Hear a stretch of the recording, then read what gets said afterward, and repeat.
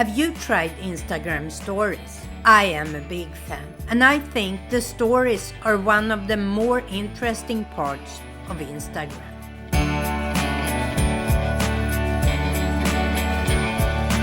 Hi, I am PixelPia, and today I'm gonna return once more to Instagram, and the focus of today's video are stories. There are so much fun things you can do with stories, and as I said, I think it's one of the more interesting parts of Instagram.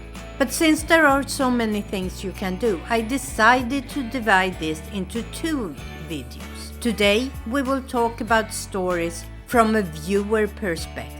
And in my next video, I will show you how you can create your own Instagram story. And if you don't have an Instagram account yet, I will have a link in the description to a playlist I have with my tutorials about how to start on Instagram. Stories was introduced to Instagram in August 2016 and has been growing in use ever since. And I understand why. They are fun to watch and fun to create. So let's take a look at some stories. And for you to be able to follow along, I will put my screen up here so you can see what I'm doing. The first thing I do is opening my Instagram. And here we are at my homepage. And the stories are the little circles on top of Instagram. I have not done a story yet here, so my circle has no colors around it, but it has a little plus sign which I will return to soon. To watch a story, you just click on it. A story is available online for 24 hours. Up at the top of a story you see those little lines. Those are segments of a story. And I can move between stories by swiping left and go to the next one. And if I want to jump between segments, all I have to do is just click on the screen and it will move forward. Or I can swipe left to go from story to story. I can swipe right to go back, and I can click and hold to pause a story if I need to read something. If there is a lot of text, for example, I just hold and it freezes for a short while.